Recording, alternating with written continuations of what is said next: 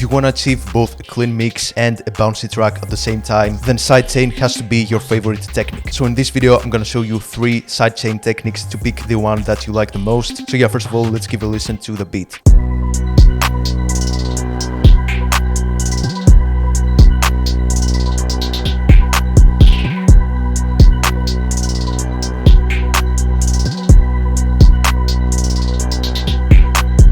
To show you the first technique, I'm gonna apply sidechain to my melody bus. Specifically, I'm gonna go to my melody bus. I'm gonna add on the last insert a free plugin which is called Flux Mini 2. The default preset sounds like this. Now this is more of a gate effect and we don't really want that, so what I'm gonna do is go to this fake chain 1 preset right here, and I'm slowly gonna take down the mix until I achieve a nice bounce and a clean sound at the same time. As a guide, I'm gonna use my kick because this is the main sound that I want to be present in the mix, and by using sidechain, the volume of the melody sound is gonna go down every time the kick hits. So let's give it a listen.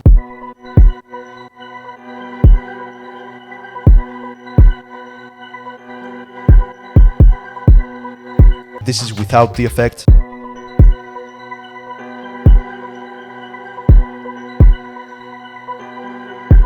And this is with the effect on.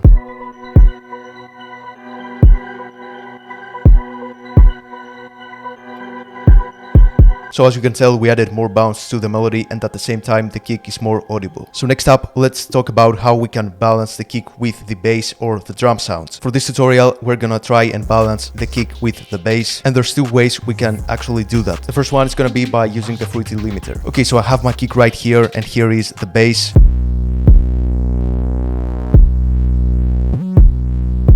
The only thing I have on the bass so far is some fruity distortion, and I only did that to make it more audible for the tutorial. So the first thing we're gonna do is select my kick and go to this arrow right here on the bass channel. I'm gonna right click it and hit sidechain to this track. So now my kick will sidechain this bass sound. But to achieve that, I'm gonna go to my bass track right here. I'm gonna go on the last insert. I'm gonna add fruity limiter, and we're gonna choose the compressor mode, and here you see this sidechain section right here. You wanna right click it, and here we have the kick track which became available to us because we chose to sidechain to this track. And now what I'm gonna do is take down the threshold of the compressor. I'm gonna set it around here somewhere, and I'm also gonna tweak the ratio like this.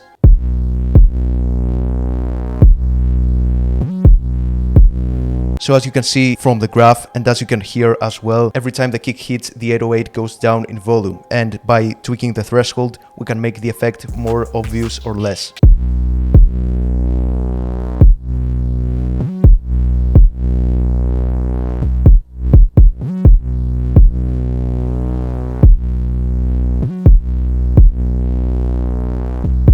This technique can really be useful when it comes to making lo-fi beats because the kick has this sidechain effect every time it hits. But to be honest with you, I don't really use it on the hip-hop beats. The reason why I don't really do that is because this sidechain technique usually takes away a lot of the energy from the bass or the 808. So what I'm gonna do now is remove the fruity limiter from the bass because I want to show you an even better technique. So the first thing I'm gonna do for the third technique is to go to my kick. I'm gonna go on the first insert. I'm gonna choose pick controller, and I'm gonna go right here first of all, set it on detached. I'm gonna set my bass at 50% and the decay around 98.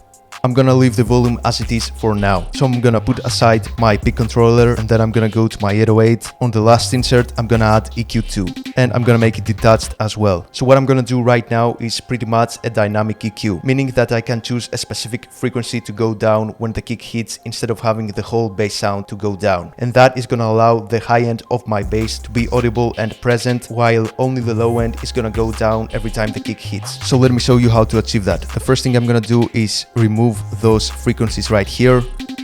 It's not something you need to do, but I prefer to have only the frequency that I want to take down to make things looking more clean and organized. So I'm gonna find the frequency that I want to take down.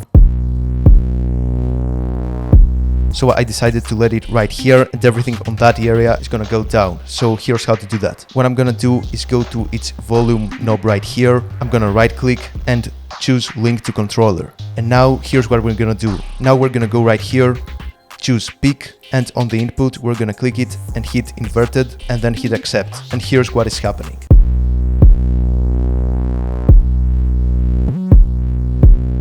As you can see, that low frequency goes down every time the kick hits. Now I'm gonna go to the volume on the pick controller and balance how much I want it to go down.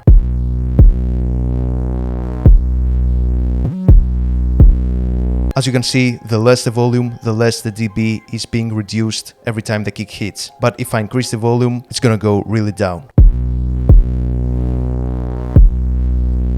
So it's up to you to find the sweet spot that you like. To do that, I'm gonna listen through it with the whole beat.